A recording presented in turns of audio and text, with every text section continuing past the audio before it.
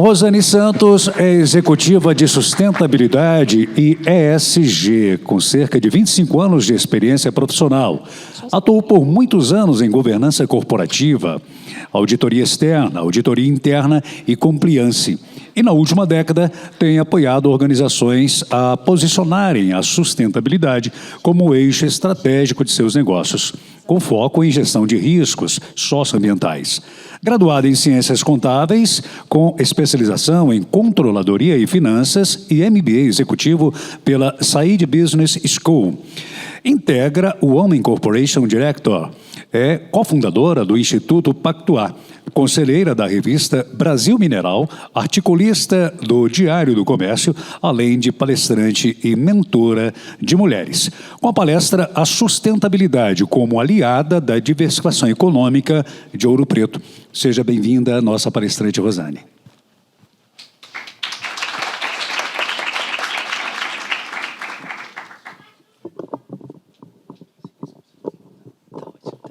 Obrigada, bom dia a todos e todas. Vocês me ouvem bem? Vou quebrar um pouco o protocolo e não ficar ali, porque o material está um pouco extenso, mas eu prometo ser completa e breve ao mesmo tempo, porque, como bem disse Gilmar e Milena, a gente tem uma pauta extensa para cobrir, mas não me furto a oportunidade de agradecer pelo convite e por aqueles que ficaram aqui ontem até 10 e pouquinho e insistiram em voltar. E estamos aqui para falar desse tema que ele é crucial para cidades como Ouro Preto, e ele se torna mais crucial ainda quando a gente pensa em como ele pode ser aplicado, como ele pode ser adotado e como ele pode ser transformador para cidades como a nossa, né? Eu vou me colocar aqui como uma cidadã de Ouro Preto, tamanha acolhida gostosa que a gente tem aqui nessa cidade. Vamos imaginar que Ouro Preto fosse se candidatar ou fosse se apresentar numa grande conferência nacional e internacional e lá a liderança tivesse que falar sobre o que a cidade já faz, o que a cidade já é, ou ela tivesse que fazer uma defesa de um sonho, de um projeto que ela quer levar à frente, precise aí de olhares de atenção, de patrocínio, de recursos, né? E essa defesa ela seria mais ou menos assim. Ouro Preto não é apenas um museu a céu aberto. Ela é um laboratório de transição econômica. Temos história, gastronomia, vida cultural, uma natureza exuberante e um povo acolhedor. Hoje, estamos provando que a cidade nascida da extração pode se reinventar através do conhecimento, da cultura e da bioeconomia, garantindo que o desenvolvimento de hoje não comprometa a herança que recebemos há mais de 300 anos. O que vocês acham dessa defesa? Vocês acham que resume bem o que a gente quer fazer com Ouro Preto e através de Ouro Preto? Eu acho que, de uma forma sintética, né, fala aqui dos nossos valores, daquilo que é importante e caro para a gente e, sobretudo, de como é que a gente pode expandir, levar ao conhecimento de outros, trazendo os outros para cá, para que conheçam, para que experimentem e vivenciem tudo isso que a gente está tentando construir. Tem uma pergunta central que a gente, quando fala de diversificação econômica e quando fala de sustentabilidade, precisa responder, que é essa que está aqui na tela. Como preservar um patrimônio histórico e ambiental inestimável e, ao mesmo tempo, reduzir a dependência econômica do setor extrativista? Diversificação econômica, a gente já sabe que é a resposta. A questão é como é que a gente vai fazer isso. Como é que a gente preserva essa riqueza natural? Como é que a gente preserva o patrimônio histórico dessa cidade e leva isso para frente de uma forma mais expandida? Quando a gente pensa em combinar esses três temas, a gente sabe que tem aí desafios e oportunidades, né, dentro da lógica do desenvolvimento local. E, obviamente, Ouro Preto ela é estratégica para o cenário local e também para o cenário nacional, né, de Minas e do Brasil como um todo. Eu estava lendo uma pesquisa que fala que Ouro Preto é uma das 45 melhores cidades para se investir sob o ponto de vista de diversificação econômica. Né? Então, pensa aqui comigo, né? Minas Gerais tem mais de 800 municípios. Eu acho que o Brasil tem quase 6 mil municípios, se eu não me engano, né? Então, num ranking de quase 6 mil municípios, Ouro Preto está ali entre os 45 mais importantes. Então, assim, é um posicionamento muito relevante, né? E a gente precisa, de novo, fazer um recorte, guardar essa informação, porque estar nesse lugar, que não é um lugar de privilégio, mas é um lugar de relevância, ajuda a gente também a ser menos tímido, a se empoderar mais, né? A ir com mais força, a ir com uma musculatura um pouco melhor na hora de falar das nossas riquezas, na hora de falar daquilo que a gente faz bem, na hora de defender perante as autoridades como preservar patrimônio, né? Como atrair mais recursos para cá, enfim, ajuda a gente numa piscina, digamos assim, de mais de 6 mil bolinhas, né, se posicionar como 45 que conseguem fazer um trabalho diferenciado. E aí a gente vai percorrer, basicamente, aqui sobre 3 blocos, que são esses que estão aqui na tela, né, e que a gente vai discutir aqui ao longo do dia, que é turismo sustentável e regenerativo, economia criativa associada à tecnologia e agricultura familiar. E, no final, a gente vai fazer conexão com a Agenda 2030, a Agenda de Sustentabilidade, e conseguir mostrar, esse é o nosso desafio e proposta, que Ouro Preto já é uma cidade sustentável, ela pode acelerar essa conexão com essa agenda e ela pode ganhar uma visibilidade internacional quando e se fizer de uma forma adequada a comprovação de que ela já contribui para a Agenda 2030. Eu acho que esse é um gancho importante.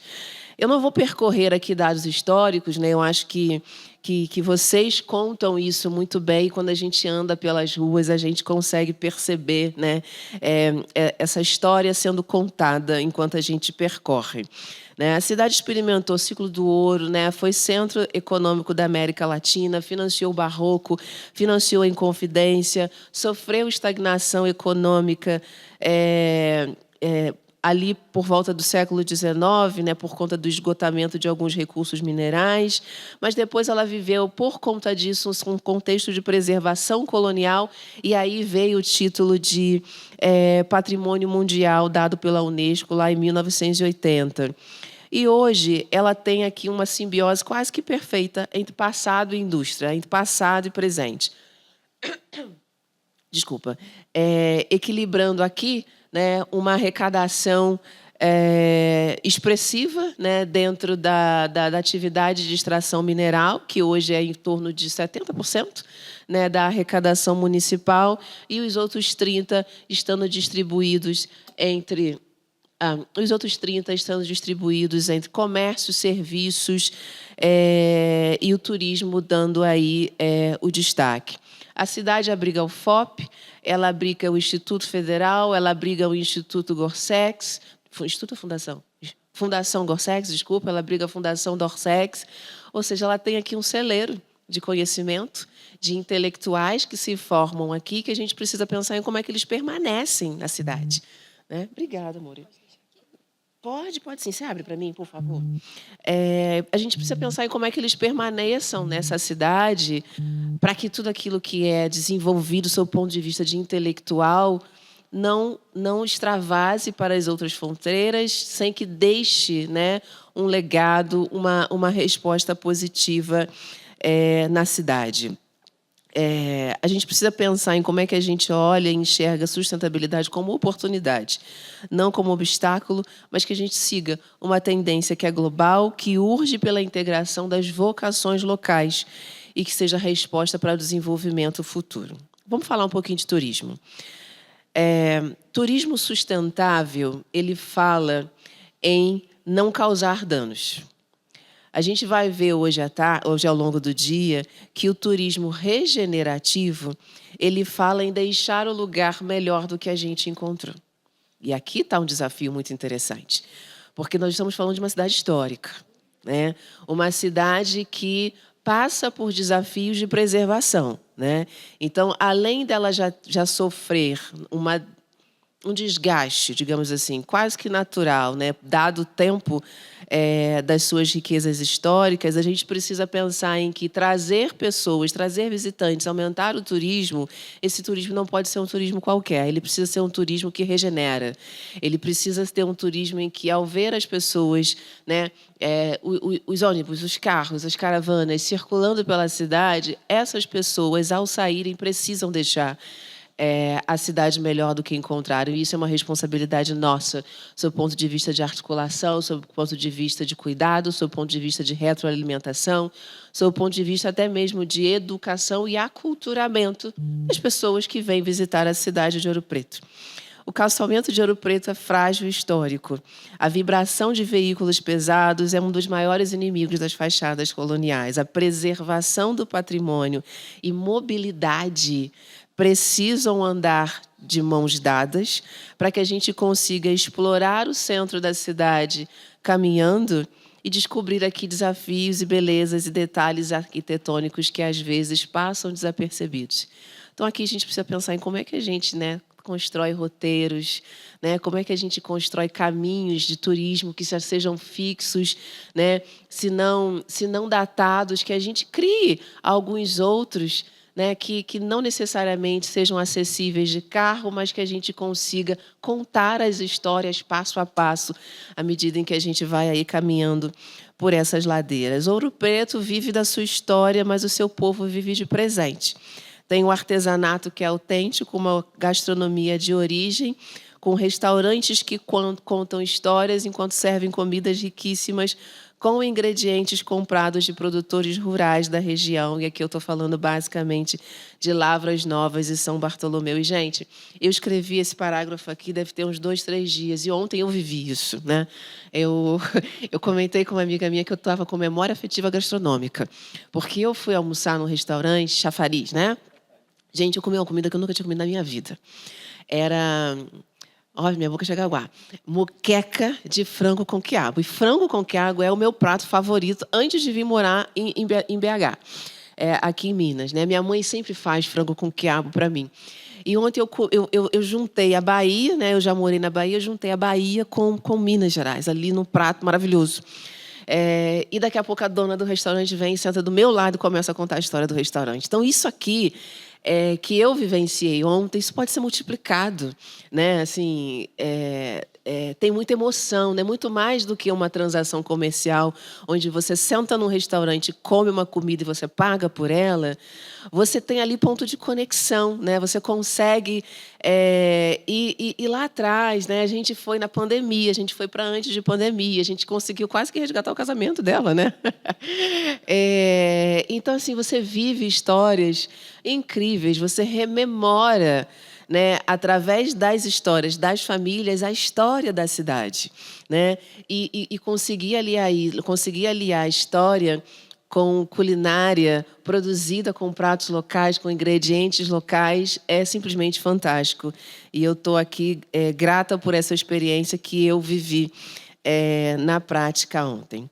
Sua natureza oferece circuitos e trilhas guiadas, então por que não aprimorar isso adotando nas pousadas sistemas de gestão de resíduos e tratamentos de efluentes para assim evitar a contaminação das nossas nascentes locais? Há um espaço enorme para a economia criativa, pois hoje fala-se do turismo de experiência, vendendo comida, experiência e cultura juntos. Antigamente se separava. Hoje você pode colocar tudo isso junto. Então você tem o turismo rural em Rodrigo Lima e Lavras Novas, você tem um valor agregado com o reconhecimento das IGs, e a gente tem a Jabuticaba, que por si só, né, fala de um produto que se transforma aí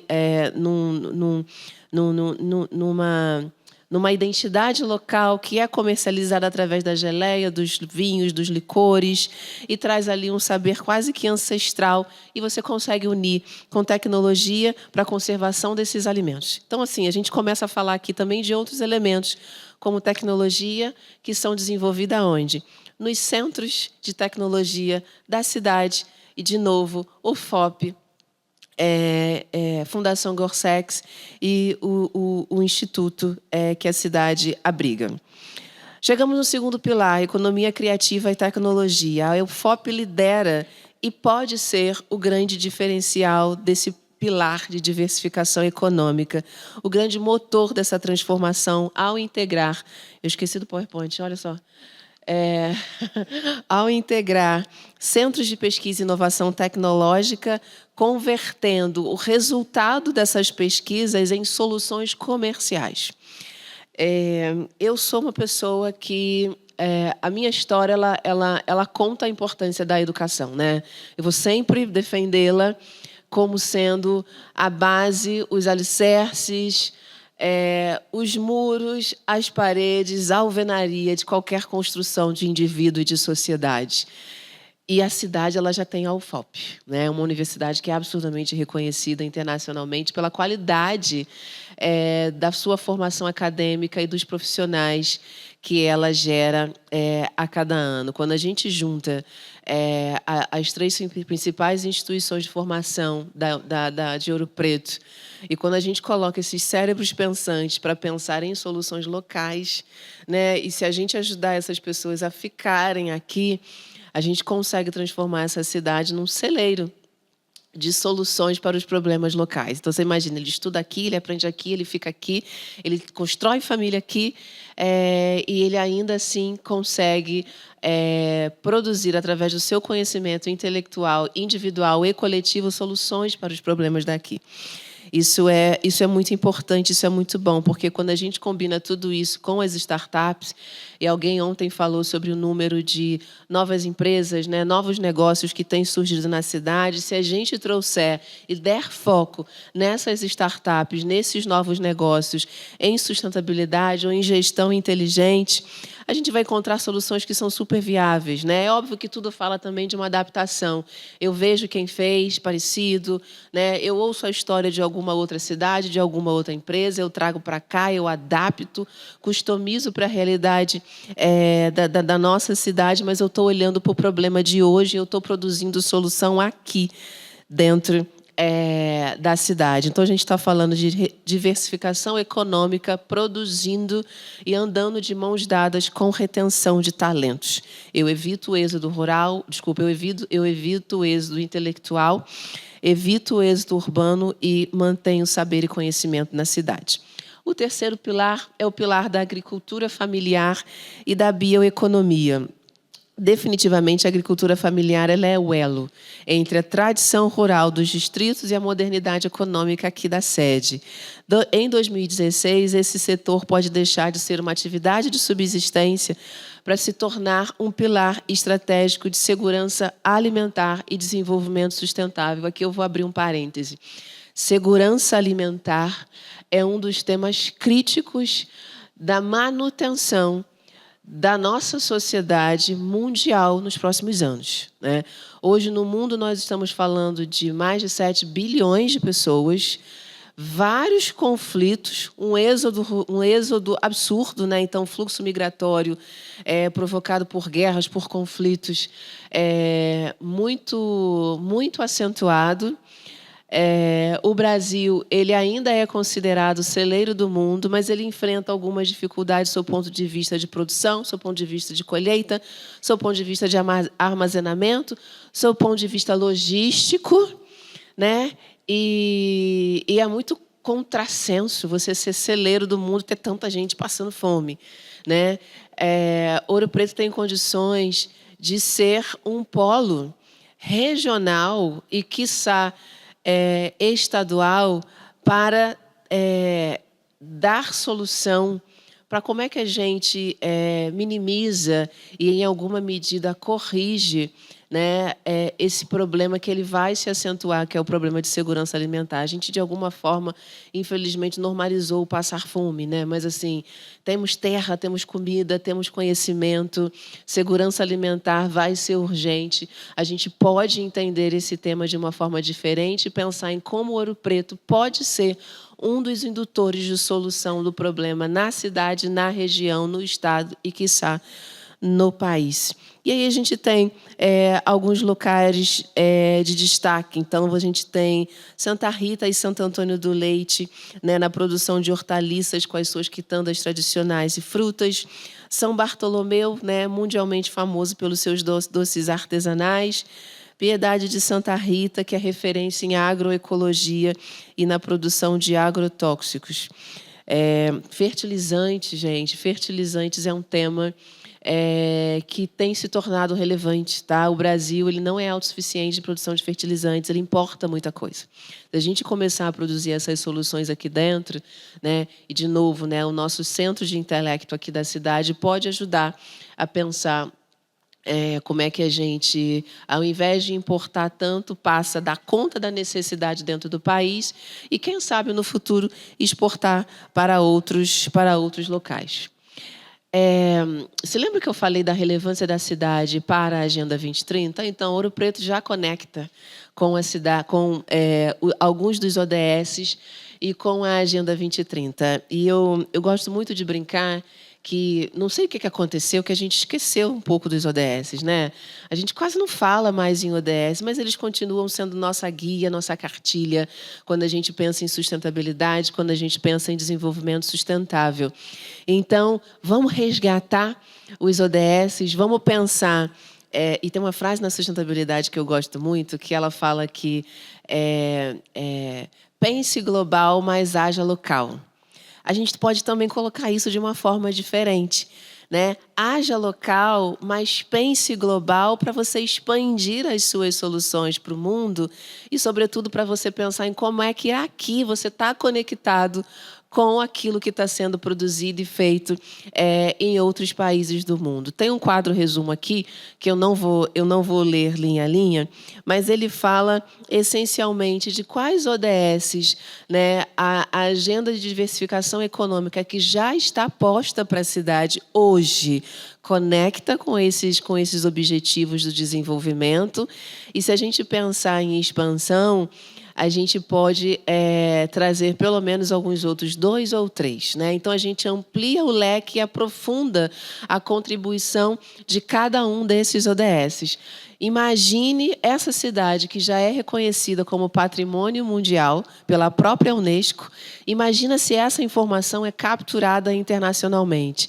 A gente tem gancho para trazer mais investimento, mais patrocínio, não apenas das empresas que já atuam na região, mas também de outras instituições, majoritariamente internacionais, que podem estar interessadas em patrimônio histórico, patrimônio cultural, desenvolvimento local, agricultura, preservação, cidade independente, cidade autônoma, numa lógica onde a gente vai precisar revisitar e olhar, né, como essa conta fecha em 2030 e depois, obviamente, fazer uma outra conta, porque a gente sabe que até lá a gente não vai tirar uma boa nota, infelizmente. Bom, tem algumas coisas que são muito práticas, né? E eu queria muito que vocês, nas discussões que forem ter ao longo do dia, pensassem. Eu sou apaixonada por sustentabilidade, mas eu não posso negar a minha raiz, né? Então, eu sou de contabilidade, sou de gestão, e quando a gente fala de gestão, a gente diz que aquilo que não pode ser mensurado é difícil de você evidenciar e comprovar. Então, o número ele traz rastro e ajuda na sua narrativa, no seu repertório. Pensem em como a gente pode construir indicadores que demonstrem essa performance e essa execução. Então, a gente pode trabalhar com indicadores de diversificação, onde você atrela ali ao PIB da cidade o percentual deles que está associado à diversificação econômica. Se eu tenho hoje uma cidade onde a arrecadação ela é entre 60% e 70% proveniente da mineração, que significa dizer que o restante é dos outros setores, né? Como é que a gente amplia esses outros setores? Aqui eu tenho um índice de diversificação econômica simples.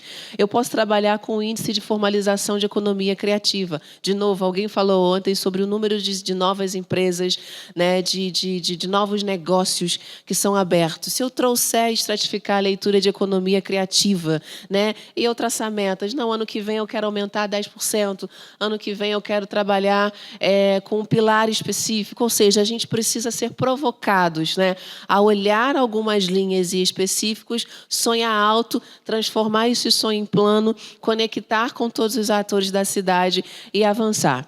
A gente tem linhas de regeneração, né? Então, assim, áreas degradadas podem virar áreas de, assim, se a gente pode converter área degradada em área de circulação, parques, né? Assim, tem uma série de soluções aí que a gente pode trabalhar. E, obviamente, gente, isso precisa e deve ser feito com articulação. 4 rapazes ontem estiveram aqui, eu não vou lembrar o nome, perdão, a não ser do Guilherme.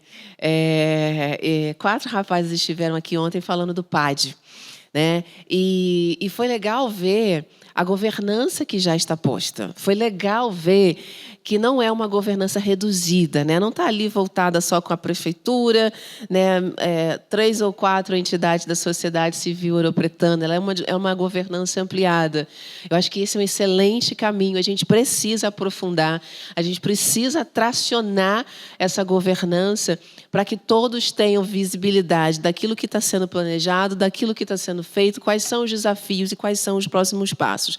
Governança fala sobre isso. Governança fala sobre governo de um tema, gestão de um tema.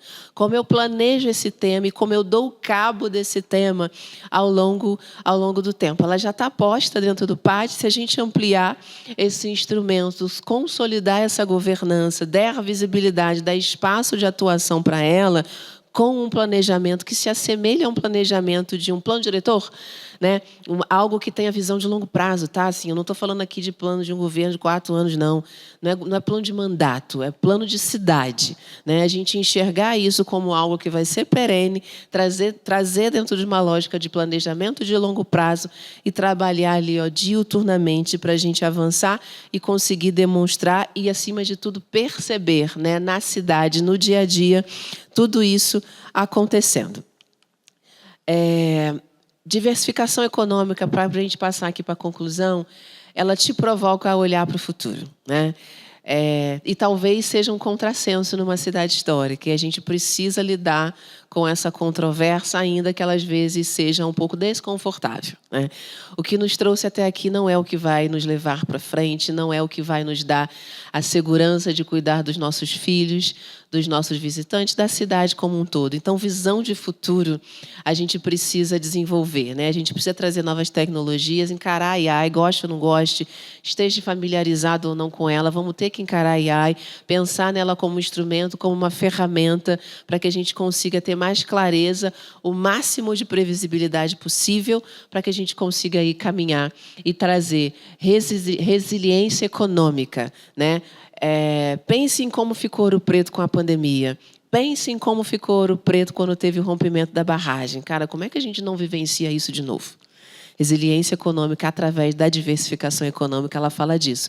Ela fala de uma economia que permanece de pé, que ela não cai, ainda que a gente tenha aqui alguns eventos que tentem desequilibrar essa balança. Então, eu permaneço firme, a minha atividade econômica ela se mantém.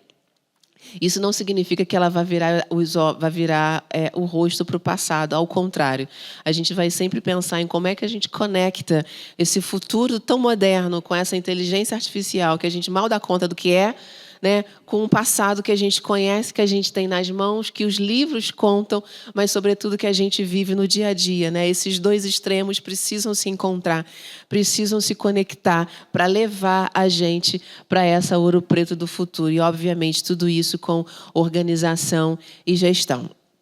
Para concluir, a mineração na cidade ela será cada vez mais desafiada à obtenção e manutenção da sua licença social para operar, né? Eu atuei na mineração e eu vi, né, de uma forma muito interessante esse termo, licença social para operar, surgir. Eu tenho certeza que momentos desafiadores produzem soluções inovadoras, né? E ela produz também posicionamentos, né? Então, muito dessa provocação da licença social para operar, que está na mão das pessoas, não está na mão da prefeitura, não está na mão dos empresários, está na mão das pessoas. Muito dessa licença social, ela vai ser diuturnamente solicitada às empresas, principalmente as empresas de mineração, que, como a gente já viu, né, tem uma relevância muito grande na cidade de Ouro Preto. E qual é o desafio aqui? Onde é que está o ponto?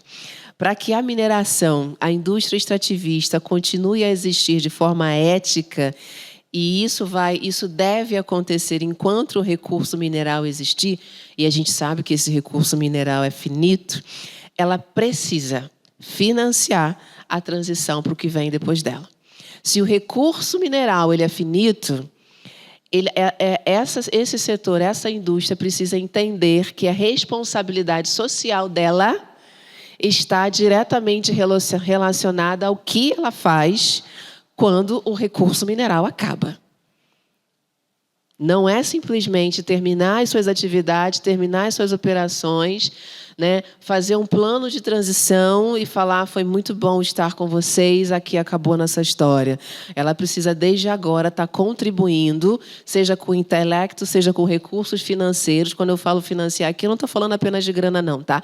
Eu estou falando de ser partícipe, de estar ali no Conselho do PAD, de estar ali nas mesas de discussão e de direção e de deliberação que vão olhar para o futuro dessa cidade. Isso, gente, é responsabilidade social, porque provoca a olhar além dela e além do hoje. A proposta não é combater a mineração, mas sim construir com ela a liberdade econômica da cidade de Ouro Preto, para que o fim do ciclo mineral não signifique o fim da nossa cidade. Eu concluo a minha fala fazendo uma referência à ministra do STF, a queridíssima e maravilhosa Carmen Lúcia, que frequentemente destaca Ouro Preto não como uma propriedade dos ouropretanos, mas como um usufruto de toda a humanidade, em que o direito à memória é um direito fundamental. Então, de posse desse direito que temos, de posse desse ouro que é a cidade de Ouro Preto, que a gente tenha aqui um dia muito produtivo de discussões, se apropriando das nossas riquezas, entendendo que ela está nas nossas mãos e entendendo também que é a nossa responsabilidade catapultar, implementar, acelerar, multiplicar, para que essa cidade ela conte uma história e que esses novos capítulos sejam de uma cidade que é sustentável, que é segura, que preserva a sua história e que está comprometida com as pessoas da cidade que vêm aqui visitá-la e se deleitar com coisas maravilhosas que ela oferece. Muito obrigada pela atenção de vocês, obrigada pelo convite, pelo tempo, e que tenhamos aí um bom dia de fórum. Amém.